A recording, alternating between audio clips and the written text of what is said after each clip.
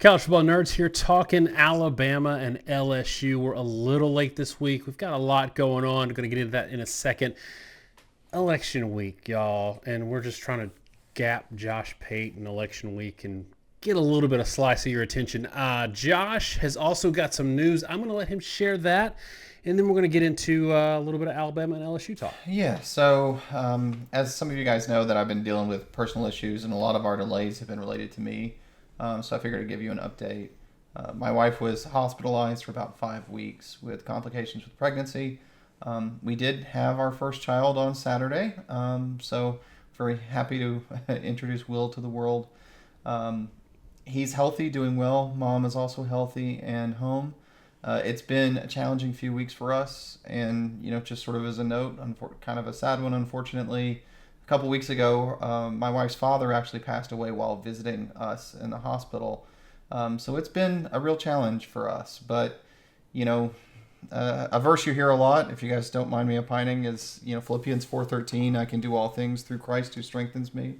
One of my pet peeves is when people use that to reference actual strength, the ability to go out and win a football game or something like that. But when you look at the context of the verse, verse 10, verse 11, for I've learned in whatever state I am to be content.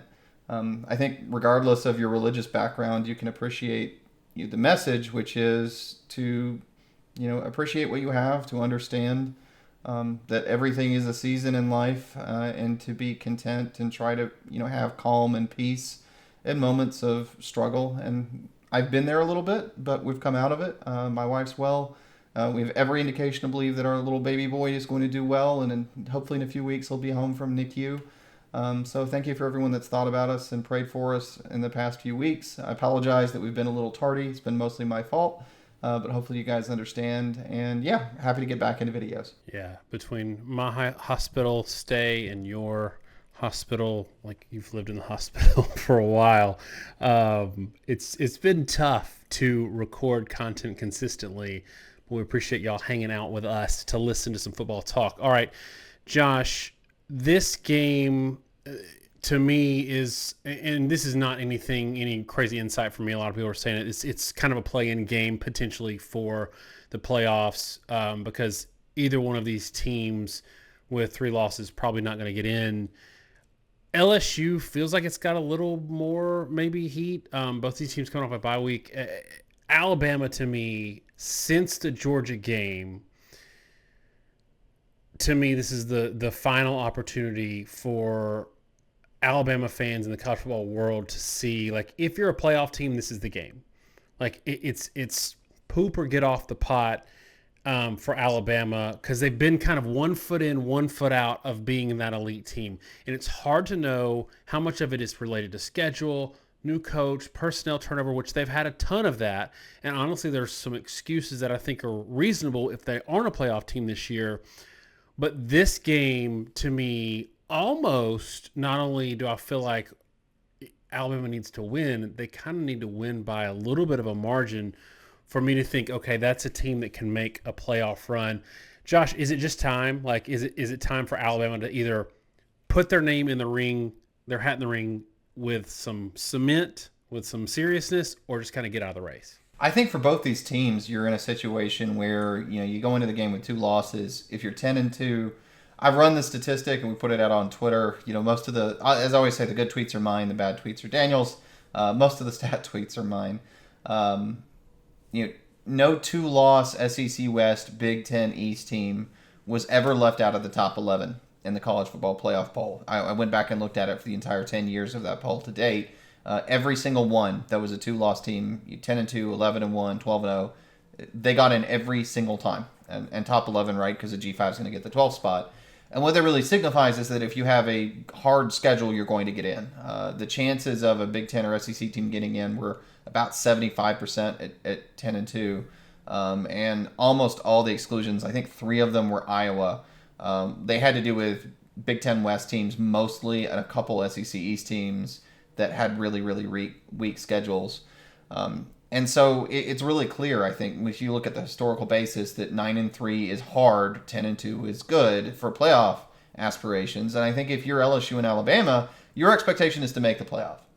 I don't know, given the current teams and kind of where they're at of building rosters, if either program really expects to win the playoff or advance very far. I think a round one blowout obviously would be a disappointment, but competitive round one, maybe you lose in round two. I think that's more acceptable. But I certainly think that when you drop down to 3 losses and you know that you're really on the outside looking in and you need help to get in the playoffs, it's going to change the calculus quite a bit.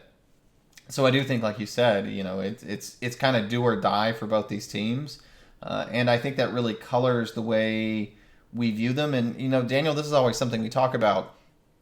Someone's going to win and lose this game, right? Someone's going to win, someone's going to lose. Really? Wait, stop the presses. Someone is going to win, but also there are multiple paths to. Just make it. Just let me check your math. Multiple paths to victory, Daniel. And if you break it down, really they need to target these states, and then in 2 hours. I'll own. I tweeted about that. That's always so funny to me. It's like whoever wins Arizona, Nevada, Michigan, those votes are coming in at the same time. It's not like you lose because of Pennsylvania. It all happens at once. But I'm saying this because it's kind of silly in a very, very different way. Really, these two teams have a lot of similarities. And when you look at LSU, they lose to USC, they lose to Texas A&M, Alabama loses to Vanderbilt, and Tennessee. Probably Texas A&M and Tennessee somewhat similar. USC, Vanderbilt, shockingly similar. Most metrics, USC and Vanderbilt are often very similar teams, depending where they float around. Weird as that is to say. And so, I think these teams may end up being pretty similar. And if one's 10-2 and one's 9-3 and won this game, it may determine who gets in the playoff. But it's almost kind of a shame in a way, because I think the teams are similar, and there's probably a good chance that they're going to be better than, if 2 Big 12 teams get in and one of them's 11-1, LSU or Alabama probably would be favored by a decent margin over that team. And so you end up with this kind of artificial referendum off one data point in one game, where one fumble recovery or dumb bounce is going to determine the entire way we view this football team. I don't know that that's entirely fair, that it's going to create such a distinction between one team and another. But you know what? That's also the nature of college sports and kind of the reality of the situation and why we watch the games. So, I do think that both of these teams, whoever loses this game, I think the team is really going to be kicking themselves, because the rest of the schedule for both teams is very manageable. And so they could have afforded this loss had they not had an avoidable loss. I think the USC game is an avoidable loss for LSU, because LSU is a higher quality team than USC. For some reason, the first games of the year for these Brian Kelly coach teams, they don't tend to go his way, and then they get better as the season goes on, but that loss still counts. I also think the Texas A&M game was a totally winnable game for LSU. That final score isn't really indicative of how that game went. That final score is really because you had a quarterback come in and catch a defense completely flat-footed, because the style was so different. I think over a certain course of time, LSU would adjust to that. And I also think that Alabama fans thinking, and this is what I want you to talk about, I think Alabama fans thinking, oh, well, A&M's got Reed out there, and he just tore him up, and they couldn't stop him. There's 2 things there that I don't think are necessarily in Alabama's favor. One, it's different to have a completely stylistically different quarterback come in mid-game. We saw that with Alabama with Tua. I think it was 2018 SEC Championship game with Jalen Hurts coming in. That's tough, and that's a unique situation. That's different than preparing for the guy. I also think that Reed out at A&M runs the zone read better, runs the QB power better, and runs really the escape the pocket game a lot better than Jalen Milroe. The one thing that Milroe is pretty good at is that QB power, design QB runs, but everything else he's actually not great at. Talk a little bit about that, and if you think it might have an impact in this game. I think there's a pretty significant chance of it. One of the problems that LSU's run into, particularly the front 7 right now, is not the kind of talent level overall that it has been. I think Swinson is an impact player on the edge, but overall that front 7 group, and like at the linebacker position, there's no Quan Alexander back there right now. And we can make a lot of Harold Perkins Jr. I will say on the season, Daniel, Perkins Jr. has 5 tackles. He only played in 4 games, so his impact was obviously limited. And then when you sort of break that out of the fact that he's been out the past several weeks, it really left them in a hole. And I think athletically, when you play teams that can run the zone read really well, one of the things that you want to do is attack the mesh point, and then you have to play assignment football behind it. But the better you are at flowing laterally, the better you are going to be at playing it. And to your point with Alabama, they haven't really been a great read team. Milroe is a fantastic athlete, and we've talked about this before with different quarterbacks, right? Being a great athlete does not necessarily make you a great runner. And frankly, I don't think Jalen Milroe is a great runner. You do not see him break many tackles. You don't see him really with fantastic field vision. He doesn't have a ton of wiggle. He's just insanely fast. And so if you give him a seam, and like you're talking about a quarterback power play where he can take the ball and follow it, and it's a one gap angle and go, he can get the edge and really burn you. But teams that are able to really pin him in, he doesn't navigate well as a runner in that context. So he's probably faster than Cam Ward, but there's no question that Cam Ward is a much better runner. I think the same thing comes up with Reed or Sellers. Both those guys are a different kind of runner, I think, than Milroe is. And, I'm going to touch on a couple things statistically that I found kind of fascinating. In our model, and we'll get to the actual model performance later, LSU looks a lot better run than pass. We have opponent-adjusted relative performance. You can go to collegefootballnerds.com and see all these stats. We have LSU 40th in passing offense, 16th in run, way different than their overall ranks, which is kind of fascinating. We have them 55th in pass defense and 13th in run defense. But when you start to really look at the game-by-game breakdown, what ended up happening is when they played better run offenses, they did much, much worse. So South Carolina ran for 6 yards a carry. A&M obviously ran for 5. But Ole Miss actually ran for 4.3. In the other games, USC's not been a great run team. They held them to 3. UCLA only had 14 yards the entire game. Arkansas only had 38 yards in the entire game.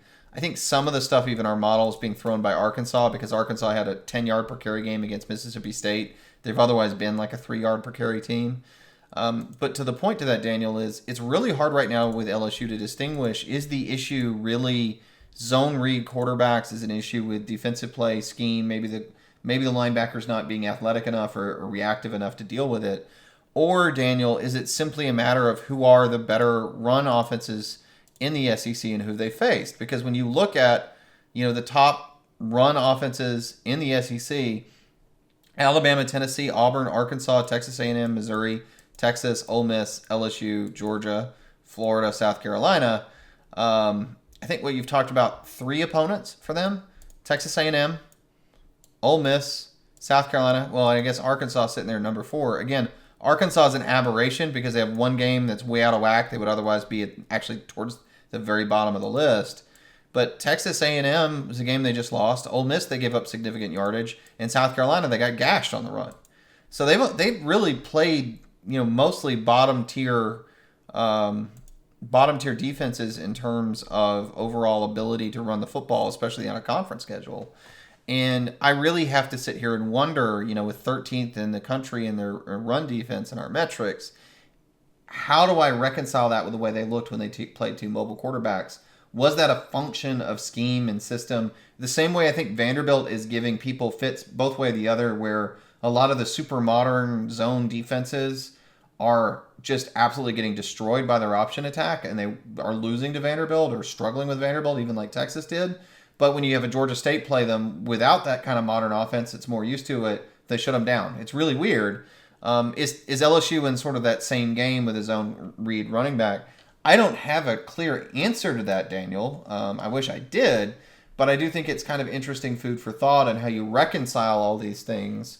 And there, please get in the comments and try to answer it yourselves, because I'm curious what people have to say. But I think what you'll see is people are going to have very clear opinions on what their answer is. And I don't think there's really any good way to know right now what the answer is. I think we'll have a much better idea after this game's actually played. So, looking at there's a few things that aren't hard data about this game that are interesting to me. One is, if you look at overall numbers and our metrics, Alabama's offense is elite, which makes you wonder. I've heard from some people that Jalen Milroe was actually playing hurt versus Tennessee, and it just didn't really make the light of day. The fact that he was able to go is not the same as him being 100%. In the back of my mind, if that's true, I do think his game against Tennessee was an outlier this year in terms of poor play. Vanderbilt, they lost 40-35. South Carolina, that game was a little tricky, but now we see that South Carolina has maybe an elite defense. Tennessee might have the best defense in the country. They also might have faced a lot of bad offenses. It's kind of hard to know. So there's a question there of whether or not Alabama just hit a run, because they played in a row at Wisconsin, Georgia, Vandy, South Carolina, Tennessee, Missouri. The bookends of that aren't great teams. Missouri's not a good team right now. Wisconsin's not a good team right now. But in that middle stretch, Georgia, Vandy, South Carolina, Tennessee, that's a hard stretch. I'm curious to see how they come out in this bye, after this bye, because they came out against Georgia in the bye, after the bye, and it was just bonkers. And they threw a lot of offense at Georgia schematically that they hadn't seen before. I'm curious if we see the bye afford Alabama that opportunity again, and they look like that again, especially if Jalen Milroe was hurt, him getting a little bit healthy. But we also saw Jalen Milroe in his last big road game at Tennessee just completely melt down. And again, could have been due to injury, could have been due to the fact that he just got absolutely rattled for half of a game. I think the last 4 possessions combined, they had 3 yards. So I'm waving at a kid right here. So it's curious. It's hard to know really what to expect there. But also, Josh, we talked coming into the season and a little bit after the Vanderbilt game that Alabama's defense really wasn't retooled and set up to beat a team like Vanderbilt, where it is just pure blocking and tackling. They were a little more set up to beat kind of a more traditional attack, and they haven't seen a lot of those this year, which may contribute to the sense that they've struggled a little bit. They've not, Wisconsin, they saw that a little bit more of a pro style attack, even though they've retooled a little bit. But you had the quarterback injury. Georgia was weird for half, then they kind of lit them up. Vanderbilt's a weird offense. South Carolina's running quarterback. Tennessee is what they are. Missouri, hurt quarterback. LSU is the first game in a while, and maybe this year, where we get to see a good passing quarterback who runs a more traditional pro-style attack, and they're going to throw a lot because they don't run it very well. Josh, in the back of your mind, is this a situation where we talked about Alabama needing to kind of put up or shut up in terms of playoffs, but is this also a situation where we get to see whether or not this defense is actually set up to stop those more pro-style attacks? It is interesting because we are definitely approaching a point in the season where scheduling bubbles happen. We talk a lot, right, that teams tend to play in silos or bubbles. I think in the Ole Miss Georgia game, which we'll probably do a preview for that game, we're going to get more of a discussion, the fact that there's this weird bubble system playing out in the SEC right now. But from a scheduling perspective, it's kind of hard to evaluate. To the point, I want to add to something you said earlier, because I just realized this as you were talking about it. Alabama in that 4-game stretch played 3 top 13 teams in our computer model ranking in a row. And I am fairly certain they have got to be the only team in the country to have played 3 top 15 teams, maybe top 20 teams in our ranking, period. And they played them all in a row. So it is genuinely a really hard task and a hard schedule. They've had I mean, we can talk about who has the hardest schedule in the country or hardest schedule difficulty so far. But in terms of a stretch run, yeah, I mean, it probably is almost certainly the hardest stretch run that any team in the country has faced right now. Maybe Georgia's schedule is a little bit harder overall.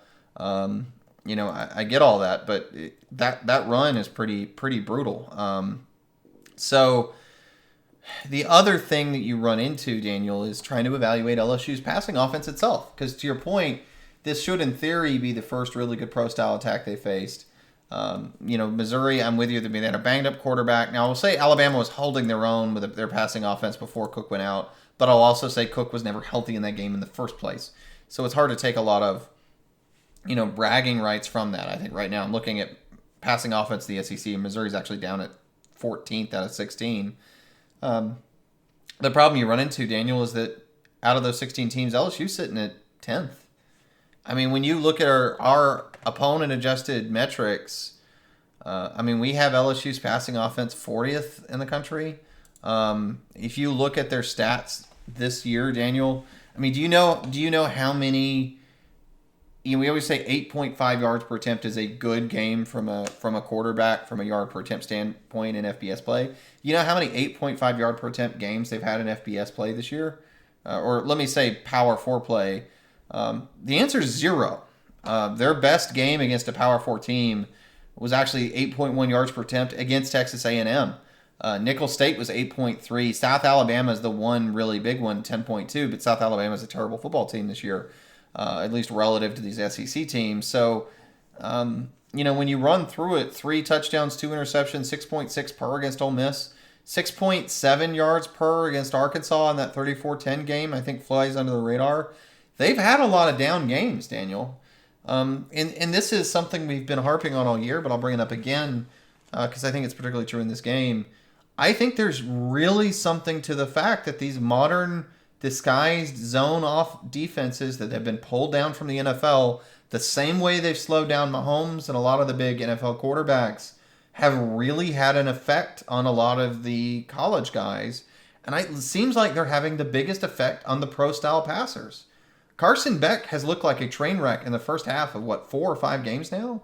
And Nussmeier himself has not looked great at times for extended stretches. And you can see the arm talents there. You can see the ability. At times he flashes. But it's really clear these defenses are able to confuse and confound the quarterbacks. And as I often try to explain, to say it again really quickly, the goal of these defenses is because of how they disguise coverage. If you want to throw an RPO, if you want to make a quick read, the normal RPO is such a quick decision. They will disguise and drop in coverage before you can read it. And if you try to run those easy yard plays, you will throw interceptions. So the only way you can play them is you have to take another second and a half in the pocket every play as additional time to read the play post-snap and the coverage post-snap, or you're going to misread coverage. And you can be overly aggressive, which Beck is, and throw a lot of picks, or you can be where Nussmeier, I think, has been more, where he's been trying to be more careful, but the time to throw has gone up. The sack rate has gone up as a function of that. And it just seems like quarterback play is gotten a lot harder. Though, of course, again, mobile quarterbacks, I don't think it really helps defenses against mobile quarterbacks. I think it potentially hurts them. So Vanderbilt, South Carolina, Texas A&M with Reed, some of those guys have been very effective. It's really fascinating. But I don't know, Daniel. So, I think I'm with you that in theory this is the best downfield passing attack. But I want to flag on paper, they're not really that highly thought of. Statistically that high. Georgia and LSU have almost the same exact statistical profile, 7.9 yards per attempt in their games, 20-9 touchdown and INTs for LSU, 17-11 for Georgia, a little higher completion percentage, 2,600 yards to 2,400 yards. They're just super similar teams, the same number of games played. So, do they end up lighting up Alabama like Georgia did, where Alabama was a little bit banged up? Maybe that matters. Maybe it doesn't matter. Or does it look more like the Wisconsin game, the Missouri game? Again, I don't know. I think there's a path there for LSU to light Alabama up like Georgia did.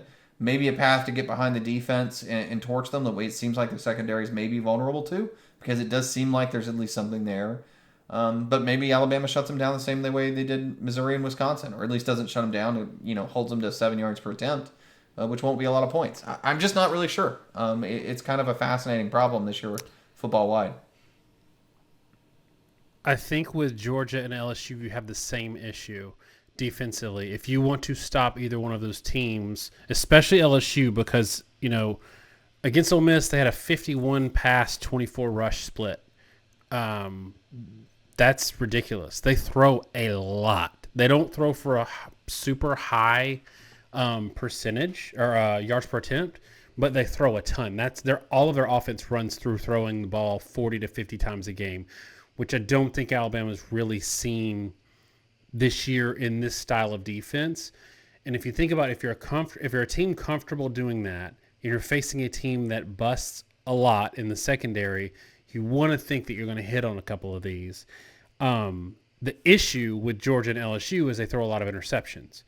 And whether or not you can make those materialize, this Alabama defense has been able to do that. That's just, to me, that's a tough way to win if you're counting on turnovers, because they can be, even interceptions, less than fumbles, but they're still somewhat variable. So it'll be interesting. Another interesting point, and I'm going to make a pick now, and then you can touch on the model and make your pick. LSU might be a different team at home, and they've only played 2 Power 4 opponents at home this year. We're in November. Like, we're comfortably into November, and LSU has played Ole Miss at home, and they played UCLA at home. That's it. To their credit, they played a neutral site game against USC to start the season. Nichols, South Alabama, those games don't really matter. So they played a lot on the road and not look great, but who are they at home? If you rely on a quarterback to throw a lot of interceptions or throw a couple of interceptions to win the game because otherwise they're pretty effective, then that's a tough situation at home. I don't have a ton of faith in Alabama to be able to put together a good offensive game and a good defensive game in the same game on the road. I think they were great against Georgia coming off a bye because they could spring some of that offense on them. But I'm also, like, the last time I saw Jalen Milroe in this Alabama offense on the road in a hostile environment, and it wasn't a night game in Baton Rouge, they looked dysfunctional. So I do think that the defense at LSU is a little worse, but still, give me Alabama 24, LSU 27, and that's basically flipping the point spread because Alabama is currently favored by 3. So let's start with a model before I do my pick. And it has this game 29.4, 27.3, basically 30 to 27, right on the spread. I don't know, Daniel, if you can look up the over-under while I'm talking here and just shout it over me at some point. 58.5. 58.5, there you go. So we've got this at 57.5 with a 3-point differential. As always, guys, why don't you gamble? It's because Vegas sets very good lines.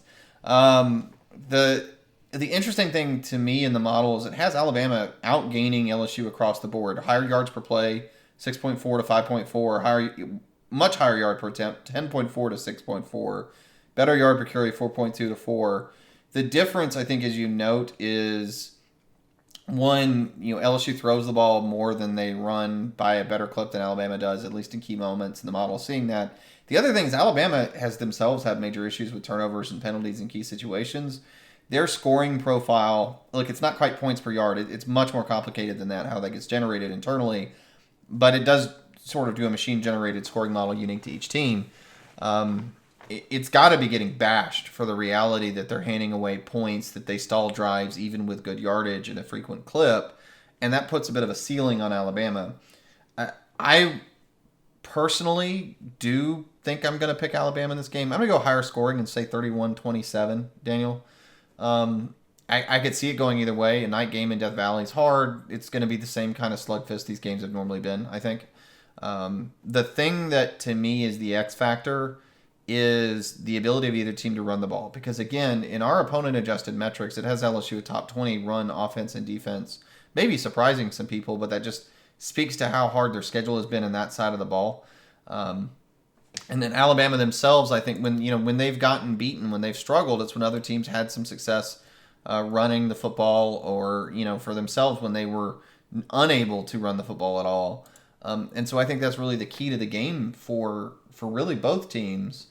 And the reason I'm picking Alabama here, in view of all that, it may sound pithy, but I think it's health for Alabama, whose offensive line has not been healthy all year, and a lack of health at some level for LSU because Garrett Dillinger's out. The lack of Perkins Jr. as an impact player through the last several weeks has been an impact for LSU. Losing, a left guard that is a super big part of what that offensive line wants to do is huge. If Alabama lost Tyler Booker and LSU had Dellinger, I'd pick LSU. I mean, I think those guys are just such important pieces to what they want to do offensively that I think it's going to have an impact in LSU's ability to run the football, whereas I think Alabama being healthier might be able to run it a little bit better. And to me, that's enough to win the game. But again, this is a close, highly competitive game where either team could win. You play it 10 times. I don't think you're going to get the same result more than 6. Even if a team blows out. We say a lot of times you can have a spread of 6 or 7 points or 13 points. And that 13-point spread may reflect the fact that Vegas is saying either this game will be a blowout or will be super close and the other team might win. But it's a 50-50 chance whether it's a 14-plus win or a win by a point. This game is, I think, quite possibly able to go in a lot of different directions. It is, for me, from a quality perspective, a bit of a referendum just to see it on paper, regardless of who wins, just to see what they look like. And then when you tie together the Ole Miss Georgia game, which, again, we're planning to do a preview. Like and subscribe if you like our content. Try to support us. It does a ton for us. Give us some positive feedback in the comments. It keeps us going. It's been a tough little bit for us. These two games are going to be really important, I think, for understanding the SEC and really the landscape of that conference and where several of the, where teams really fall within different tiers. All right, I'm going to give you a quick hypothetical. We're running long, but I think this is an interesting thing that I know you hate. So I think, if she wins Nevada, then... They haven't called that yet.